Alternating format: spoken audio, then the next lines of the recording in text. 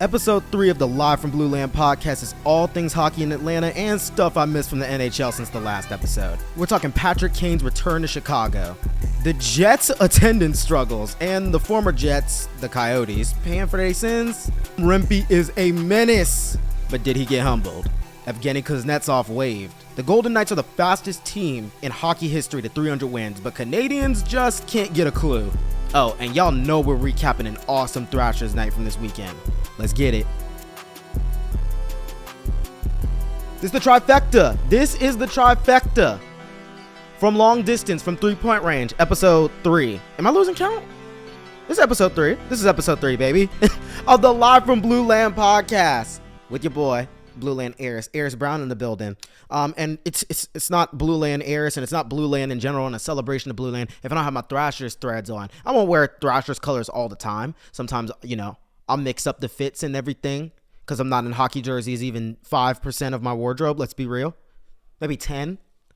But yeah, I had to throw the threads on because we got a lot to talk about like we do on every single podcast episode, and especially this episode. Because did I not tell you? Oh, man. Did I not tell you that this city was going to get the last laugh? A historic weekend, Saturday night. It literally was live from Blueland, not the podcast. That's what you're tuning into right now. But it was literally live from Blueland at Gas South Arena. And we got a lot to talk about as we saw the Thrashers, in a way, take the ice again and give you a blast from the past. But what many would also tell you, a glimpse into the future. We getting into it on the show. Lot to talk about. As usual, I got my timer. So in the first 2 episodes, I have completely failed in keeping the time commitments that I've said. I said I wanted this podcast to be 25 to 30 minutes on average. 20 to 30 minutes on average. The first episode was an hour, I think, and 13 minutes. I said, okay, that's cool. Episode 1, give the people a little special. That's cool. The second episode was 45. Better by almost half an hour. But buddy, come on. Like even right now, clock's ticking. You're doing nothing but just recapping. But I appreciate y'all tuning in for episode 3. It's the first time you tuning in. Follow the podcast. Do it on YouTube. If you're watching this on YouTube, what's up? You get to see me be animated. And then as for your boy Blueland Eris, wherever you found me, whether it's from TikTok, Instagram, wherever you found me, YouTube Shorts, YouTube content in general, someone put you on to me. Blueland Eris on all platforms. ERRIS, yes. It is the same everywhere. And we got a full show today. And the emphasis is going to be to my hockey fans everywhere, because I know not everybody who follows me and tunes into my content is from the ATL. But we will be leading in with a night that was very big for my hometown, for my city, for my home in general. It was big time. And that was a showcase of hockey fandom down here. But don't act shocked, because I told you that that's what it was going to be. So lot to talk about. And we might as well start with these Southern birds, boy. The villain birds. I kind of like that. The villain birds. I'll talk about that more later, though. But I've been talking about it with my content for the last month. How big that this night, March 2nd, 2024, last Saturday night, 2 nights ago from when this podcast is dropping and when it's being recorded, that this would be a huge night. Thrashers night, Gas South Arena, the Atlanta Gladiators, ATL, your hockey team of the ECHL, taking the ice in different colors, but colors that you've seen before. The reincarnation of the Atlanta Thrashers. Now, y'all used to seeing me in my Kovalchuk signed jersey, but, had to get a little. You can never have too many Thrashers jerseys. So if you're watching this on YouTube, you get to see the little ECHL edition that was on sale at the game. And I know some of y'all walked out with some jerseys too. It's been a minute since I've seen that many Blueland jerseys in the same place. And boy, you want to talk about making my heart sing? Let me tell y'all, man. This was a highly anticipated night to drive the point home in making the case for Atlanta, making the third time a charm in the NHL in the future, and what we think will be the very near future. Like I said, seeing Blueland and everything was unreal. Shout out to y'all. I had a number of people came up to me. Hey man, I love the Insta. I love the TikTok content. Like I mess with the podcast. Like, bro, you're awesome. I took a picture with somebody. Like everybody who comes up with me, people was like, oh man, I saw you there. Or other people was like, oh man, I missed you, bro. I didn't know you was at the game. Y'all, I told you I was going to be at, you thought Blueland Eris wasn't going to be at, I would have missed the birth of my own child to be there. I'm joking. But it's a big deal for me, dude. I was promoting that all month. Y'all knew that I was going to be in the building. I was there. I was right behind the glass in the corner, over by Grigal's the majority of the game. And yeah, it was electrifying. I loved seeing y'all. I loved talking to y'all. What a night, boy. And y'all showed out. ATL, I already told y'all. I said it was everyone. From Alpharetta to Marietta. From Bankhead to Buckhead. From Stone Mountain to Kennesaw Mountain. From Clayco to GCO. I don't care where you live in the metro Atlanta area. I told you to pop out. Did y'all do it? Yes. In excess from what we thought we were going to do. So now what can they say now? What they gonna say? ATL, tell me. What are they going to say now? They told us there was no hockey fans down here. And now look. It's quiet now. Just how I like it. Kind of like a library. And I just stare at the number a lot. And that's phenomenal. So when I was in close proximity to the Gladiators organization going into this big event, the number that I was given, they were like, Eris, we're looking for a sellout in this game. 8,000, I believe it was 8,700 seats that they wanted filled in there. That would qualify for the set out in the setup of Gas South Arena. The total for Thrashers night on Saturday night, a sellout, but was there ever any doubt, of 9,248 passionate freaking 8-town hockey fans. Put that in your pipe and smoke it. I like that. Staring at that number is electrifying. Keep in mind, this is for an ECHL game. To see the reincarnation of the Thrashers and just celebrate what Blueland was and what it will be in the future. Oh, come on now. I know y'all feel exactly what I'm saying. So, and you know, you get just under 10,000 to pop out for ECHL game. Let me tell you something. And, you know, we love the Gladiators down here. I keep urging y'all to draw your sword, but let's not act like they're not in last place in the league. And still, the hockey fans that apparently didn't exist in Atlanta were there loud and proud with a lot of energy. Thrash was in the building. I know if you watching or listening to this podcast, you was probably in the building. If you wasn't, I know you was there in spirit. And likely this won't be the last one. And it damn well will not be the last time that you see these jerseys. It will not. It will not be. 9,248 people. It was pretty electrifying going into it. I had a lot of friends that went there that I met up with. Just an awesome day, dude. So earlier in the day, actually, there was some significance going into it, and Atlanta had to make a statement following this. On Twitter, a platform that I'm not on for an assortment of reasons. And Twitter, I got a bone to pick with y'all. But maybe I should save it. Or maybe I should talk about it on this podcast. Maybe that's what this is for. Why would I save it? But I'll get to that in a moment. But earlier in the day on Twitter, Dave Pagnotta, NHL Insider, had a tweet earlier in the day saying that something is coming and there will be like an aftermath of this in favor of the city. So like basically the tweet was that we were moving closer and progress, and that there's more rumblings of the arena development, which we all should know by now, the Gathering at South Forsyth, with an Alpharetta address, but literally on the border of South Forsyth to the point it's damn near not in it. But the Gathering at South Forsyth, a $2 billion arena development with hopes of bringing the NHL back to the ATL permanently. And you can bank on that. There's no guarantees right now. You know, we hear David Bettman. We hear Gary Bettman say, oh, we're not urgently in expansion mode yet. You could just put that down, though. You could literally just say, oh, we don't have any plans to expand. 32 is a great number. That yet? Oh, come on now. And basically, Pagnotta's tweet was saying that, well, expect Utah to be 33 and expect Atlanta to be 34. Now, with the excitement that's built since this arena had rumblings and rumors about a year ago this time, you knew Atlanta was going to make a statement that, hey, y'all kind of screwed us out of having a team.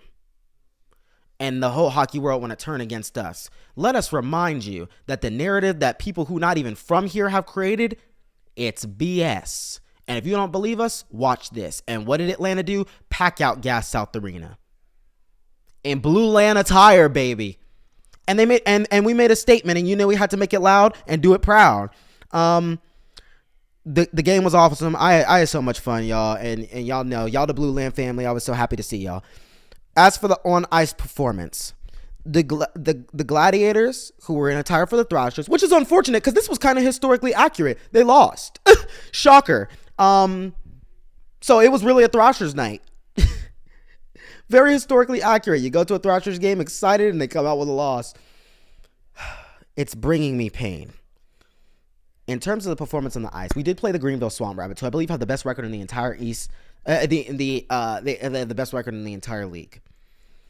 It was a 4-0 game.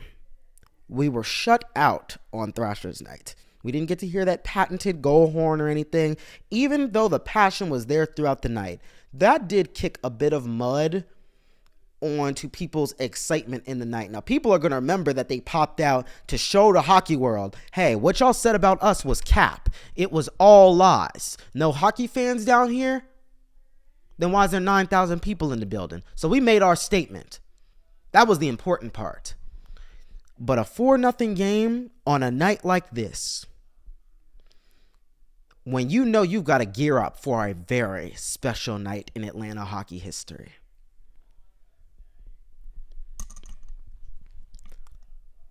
I have a number of opportunities professionally that I would like to keep the door open on, but to the gentlemen that are on the Gladiators roster, to the gentlemen that took the ice in these jerseys, in the Blueland jerseys, and represented this team on that night, a historic night for this city, a big night for this city, and went out there on the ice and performed like that, for both y'all and myself, I think it's best that I keep my comments to myself. With that being said, Atlanta, you made your case. You are a hockey market. If they scoff, laugh at them. What they gonna say now? Birds always fly back down south. I think I told you that in the first episode. I think I already told you that. I may have said it in the last one. I already told you that. This will not be the last Thrashers night. This was the second one. The first one was at the end of 2022. Great turnout. This one, I believe, surpassed even that in attendance. This was big time. This was a sellout. Expect another one.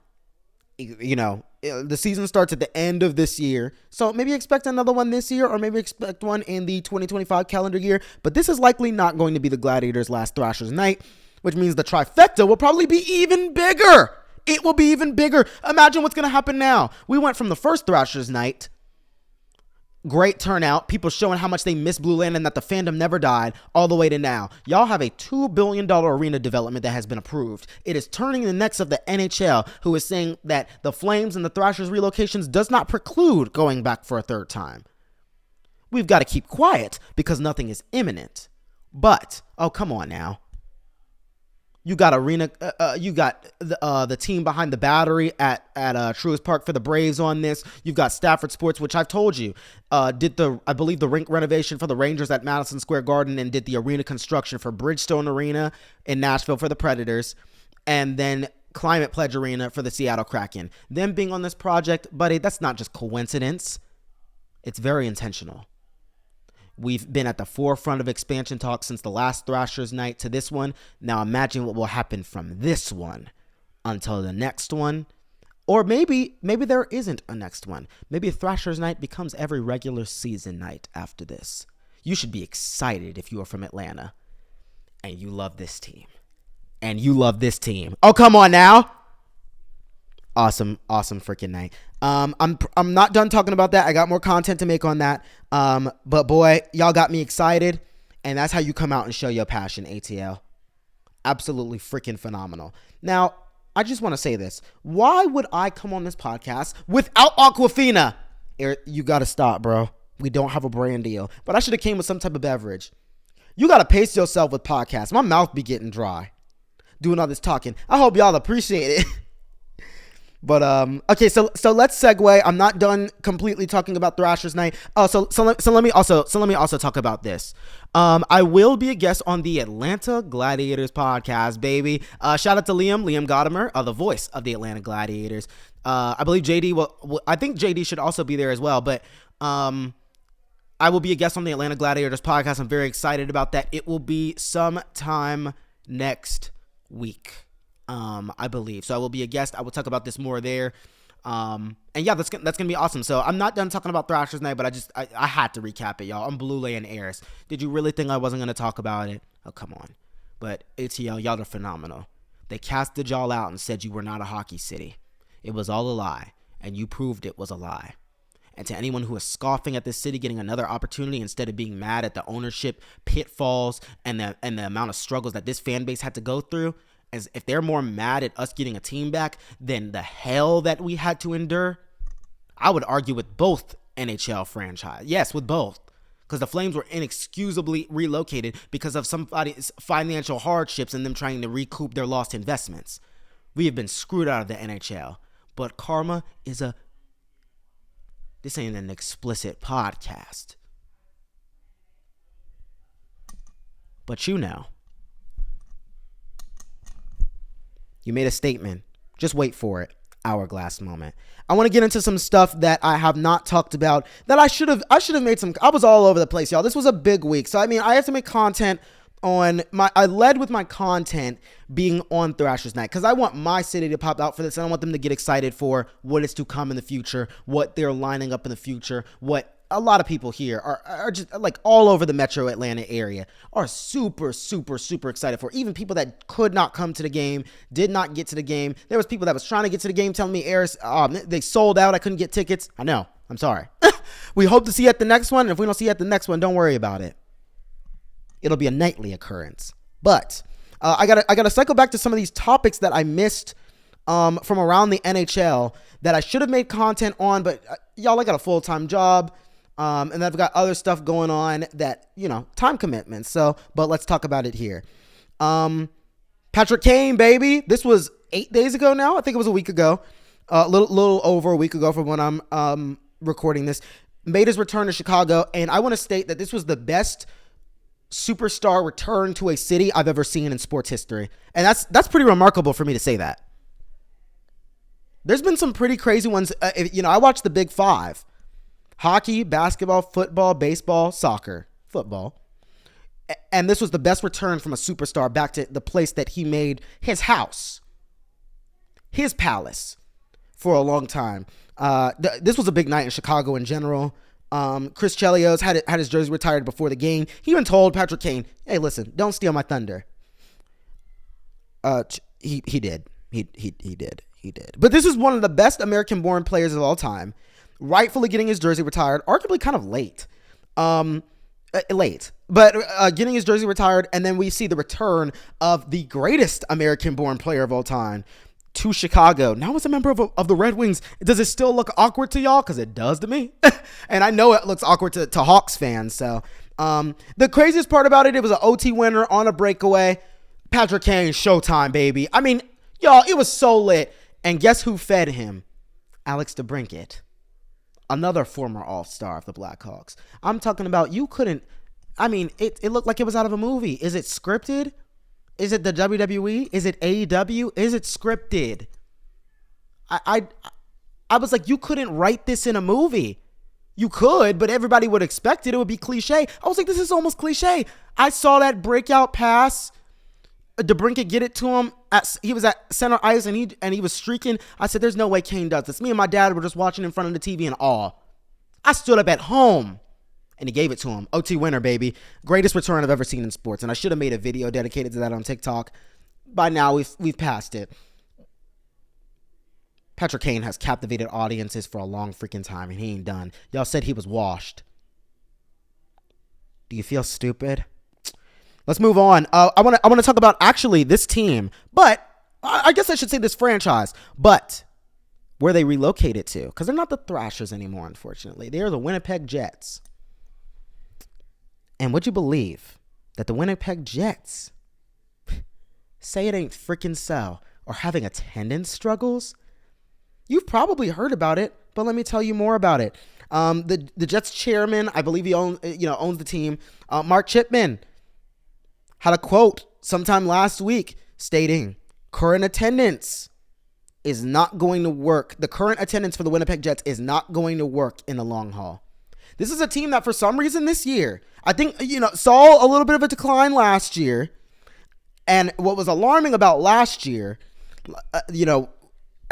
around, in the spring and the summer, is they were forecasting their season ticket sales for this season. And they were like, we really don't have as many as we typically have. And that's not good at all.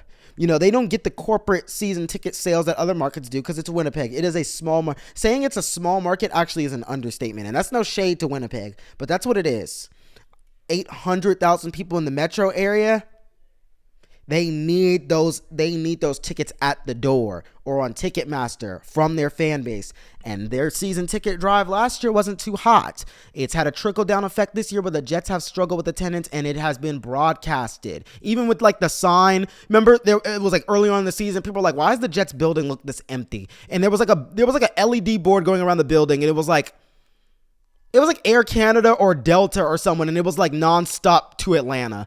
And it was that almost seemed like it was almost intentional. It was like someone set that up. I was like, that's almost cruel to their fans. That is cruel. But yeah, Mark Chipman saying current attendance right now is not going to work over the long haul. Global News Canada. Let me read this for you.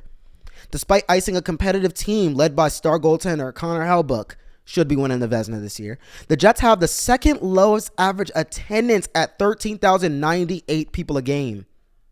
Only the Arizona Coyotes, they could play in a freaking college rink, who are temporarily playing at 4,600 seat Mullet Arena in Tempe, draw fewer fans. According to the article by The Athletic, Winnipeg's season ticket base has decreased 27% in 3 years, from approximately 13,000 to just under 9,500.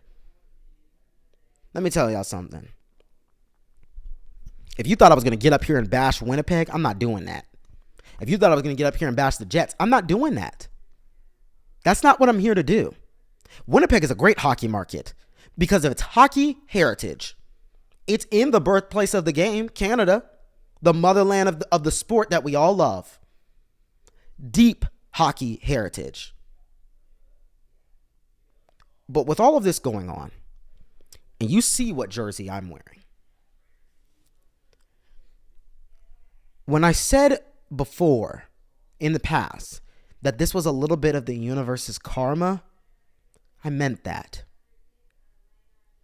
The Jets' current attendance is lower than the Thrashers' lowest ever annually, which was 13,476 at their lowest.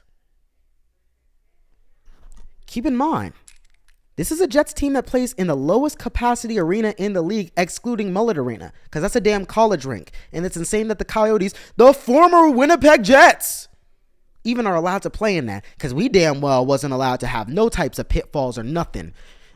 In addition to that, I'm not trying to be that guy.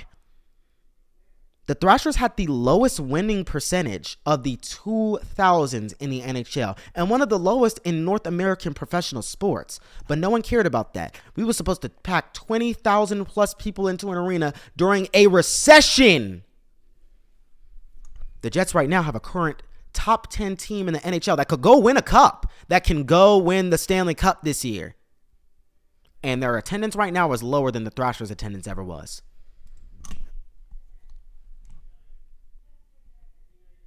But it was the fan support's here fault.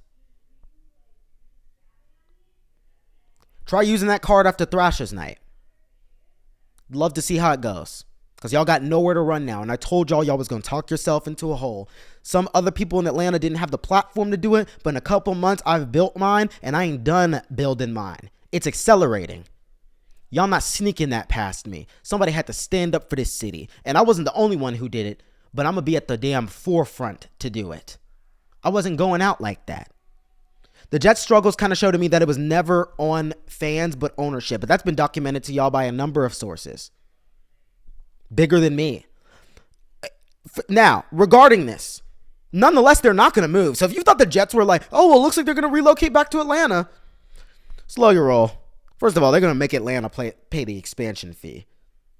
And Bettman has reiterated, like he did during All-Star Weekend when he has to address the media, I'm not trying to move any of our 32 franchises. None of them. Even the one that's playing in a janitor's closet. I'm not moving it. We love the 32 places that we're at.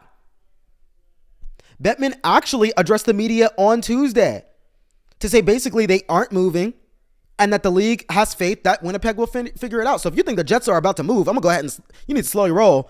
Go ahead and take it out right now because I don't think they're going to move either. I'm going to tell y'all straight up, I don't think they're going to move.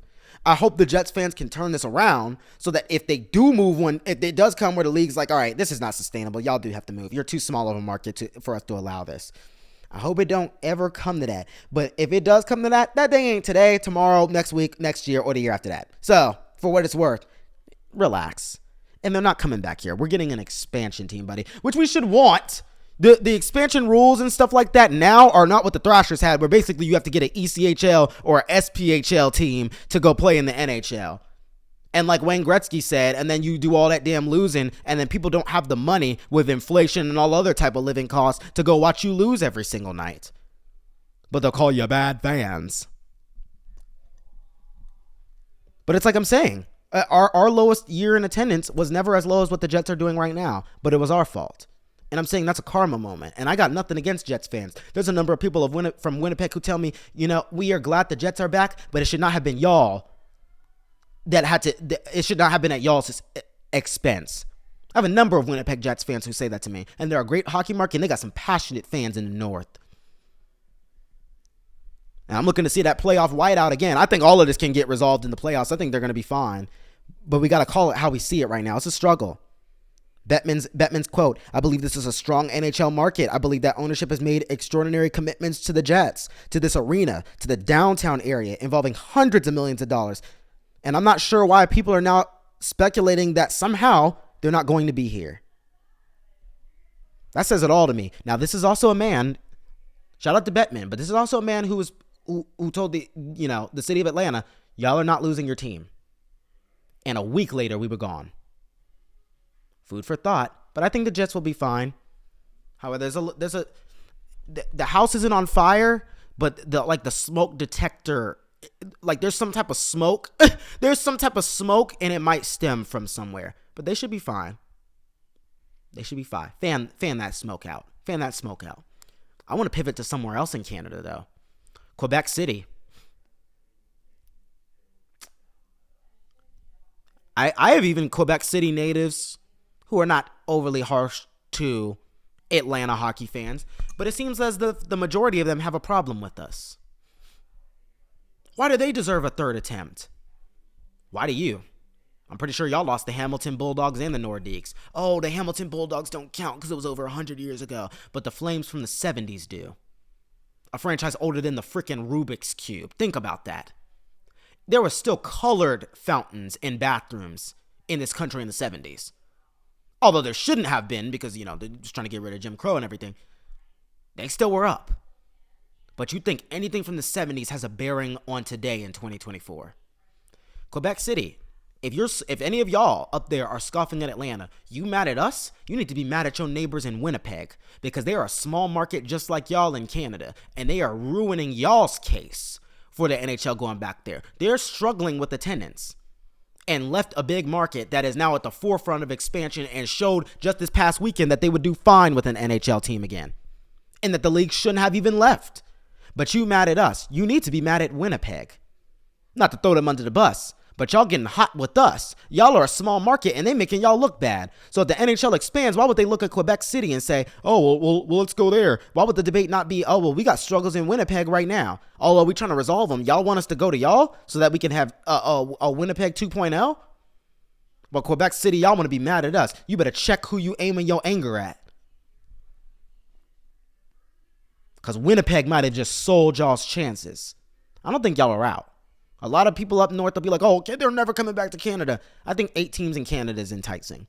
I still think y'all got a great chance. Or y'all in the running. Otherwise, Bettman wouldn't really name y'all. But just something to think about. Think about where you're directing your anger and hot temper.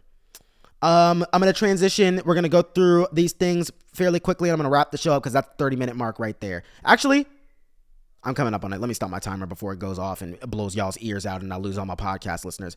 I'm going to transition to a man that just cannot stop getting out of fights. This man does not value his career, or he's clearly trying to speed run CTE. Matt Rempe, clinically insane. He's gotten in a fight in pretty much every NHL game he's been in. This is a physical player, 6'7", 240 plus. I feel like dude is a tank. Created in a lab. Is this a lab experiment? Is Matt Rempe a lab experiment?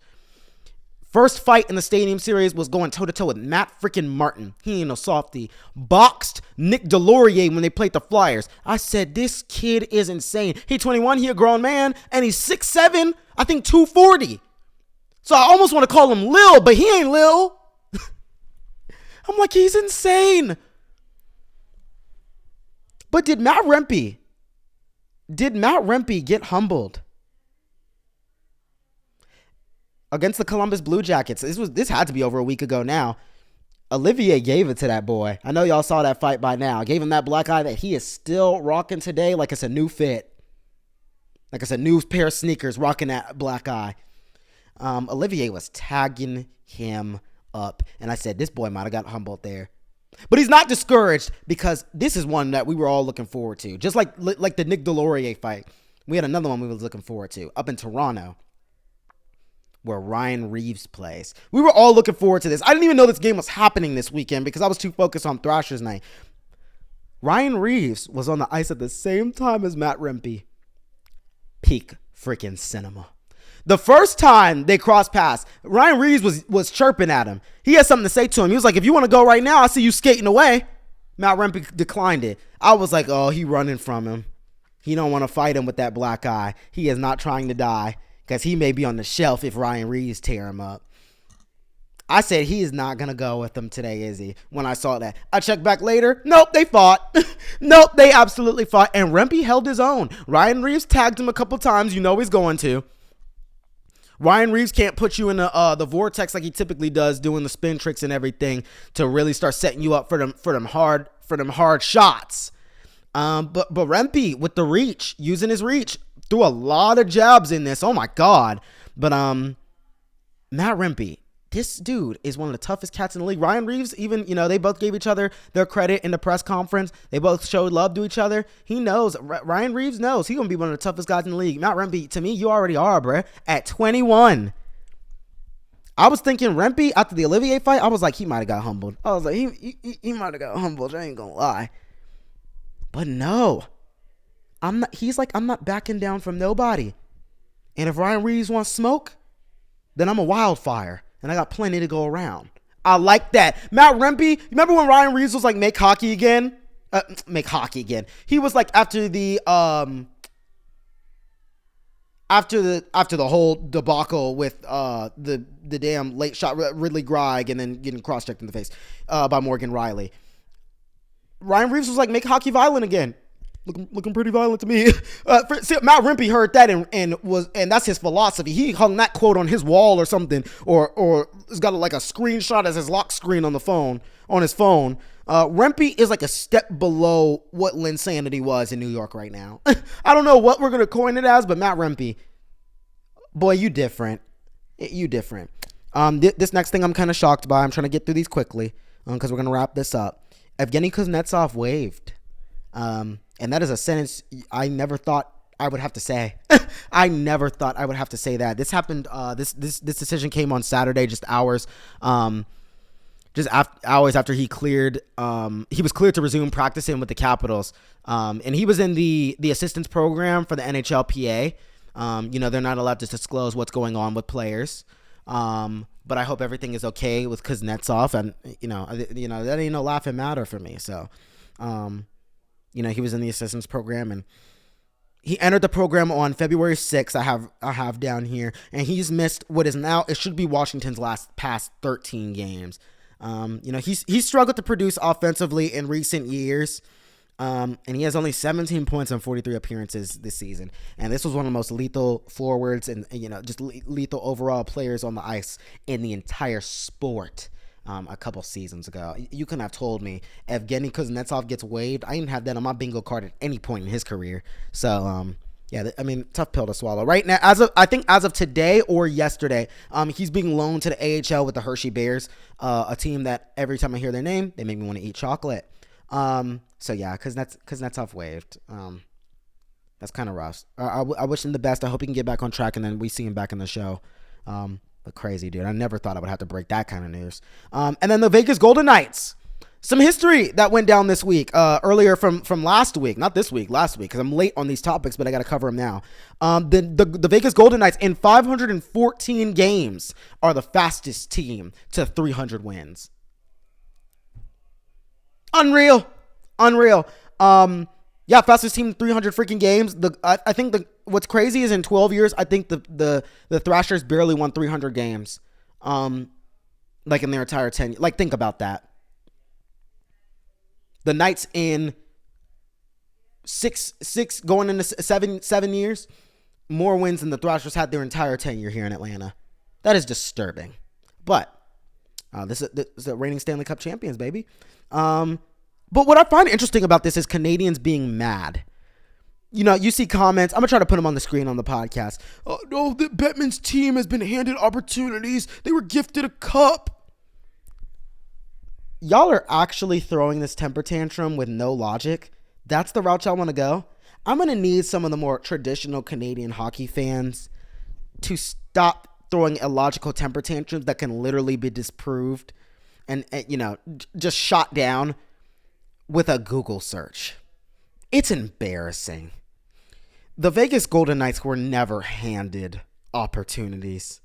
If you go back to the inaugural season of the Vegas Golden Knights, and I'll put this on the screen because y'all know I keep receipts and I want you to look at it because I don't need to lie. I'm a journalist, baby. That's what my degree is in. I'm more than just a content creator. I do this.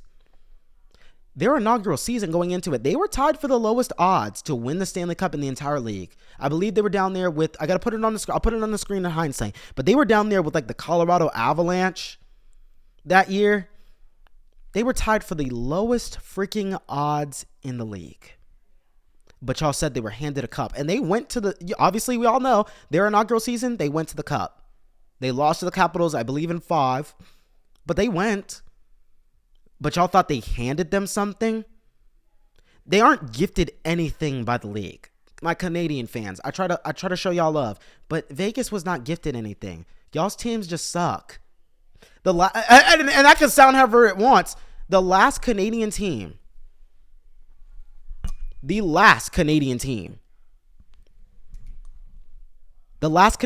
win the Stanley Cup and bring it back to that country was the Montreal Canadiens in 1993. It's been over 30 years. And y'all have not had any one of those 7 franchises bring a cup back to that nation. But you want to complain because the Knights have passionate ownership that wanted to build a winner quickly. And they went and they did that. They weren't handed anything. This wasn't scripted. This ain't a movie. All I can say to y'all is get better management and you wouldn't have to worry about another franchise that's not in Canada being handed an opportunity, because that's not what happened. They came in this league, no one even thought they were going to the playoffs. And if you think, oh, well, their expansion draft was better, it was better than the other ones in the past. I'm wearing a Thrashers jersey. You think I don't know that? But those are players that y'all's teams decided not to protect. They had a makeshift roster and did something with it. But you want to complain. Y'all got to pull it together. It's embarrassing. No one handed them anything. You got to take it by the mantle. There is a team in Edmonton that has 2 Hart Trophy MVPs and can't get through the glass ceiling. And I'm not going to feel no sympathy for them this year if they don't win the cup again, because it's inexcusable. Vancouver, y'all have had an assortment of times with the Sedin twins. Iconic. My GOAT, my favorite player of all time is Roberto Luongo. Cost him a cup. Y'all could have went and got it there over the Bruins. A great team. But y'all have had multiple chances to win a cup. Maybe you get one this year. This core you got's going to last y'all a couple years. Go get one. The Jets, y'all could have been got one since y'all have come back. You've been in the mix. The Maple Leafs. My city's about to be on their 3rd iteration of an NHL team before you can get one damn cup in that whole time span. You going to see the Flames, the Thrashers, and the Thrashers again, and y'all didn't win a cup in that whole time. And just to all of y'all as a whole, it's inexcusable. Stop complaining. And I don't have nothing against the Knights, but I do have a little bit of a bone to pick because early on y'all had a couple jabs on Twitter where y'all was trying to be funny towards the Thrashers. We kept receipts and we got something for y'all too. So, but they had to be stated. Okay, so that is it for the Live from Blueland podcast. A very eventful week in hockey. Some topics that I forgot to cover. I didn't make videos dedicated to them on TikTok and other platforms. And then obviously recapping an awesome Thrashers night because Blueland, you still live on. And it is on the way. It is back right now and it is flourishing and thriving. And we getting ready for the birds to full-time fly back down south. I don't give a damn what you say. You can go kicking and screaming, but you will go regardless. It is time for hockey to return to the ATL, where it never should have left. But what was wrongfully taken from you in life will be rightfully restored. This is that moment. This is that restoration moment. And I'm excited about that. That does it for this episode of the podcast. I am likely either going to have a podcast for y'all next Sunday. And what's crazy is this podcast was supposed to be every Saturday, and it's starting to get all over the place. But that's just circumstances in life right now. But if I don't have a podcast for y'all next Saturday, it will have to wait until the following week. I will say that. Why? Because I'm going on vacation. I'm going to take a little bit of a break in content. I got a little bit of content that I'm going to put out for y'all tomorrow on Tuesday. And then after that, me and my best friends are going to Universal Orlando Resort. Why? I'm trying to get on some roller coasters. So we trying to turn up. So I'm going on vacation with my boys. So it's going to be a little bit of a break in content. But shout out to y'all. And that does it for the Live from Blueland podcast. I appreciate y'all tuning in, tapping on TikTok, Blueland Eris. Y'all know the gist of it. I hope y'all enjoyed this episode. Share it with a friend. And we're not done talking all things Thrashers, the NHL returning to this city. And just things from around the world of hockey. Because, if you're not from Atlanta and you want me to talk about more hockey topics, I always told people this is not just an Atlanta hockey podcast. I mean, I'm an Atlanta hockey fan, but at the root of that is the word hockey fan. is the words hockey fan. I can't be an Atlanta hockey fan without being a hockey fan first. So I talk about topics from around the world of hockey, even beyond the NHL. So I hope y'all loving the Blueland podcast thus far. And with that said, I think that just about does it. I got to go get some water because my voice is getting destroyed. I'm a tap in with y'all later, man. I hope y'all enjoyed this episode. Blueland, let's get it. I'm going to see y'all soon.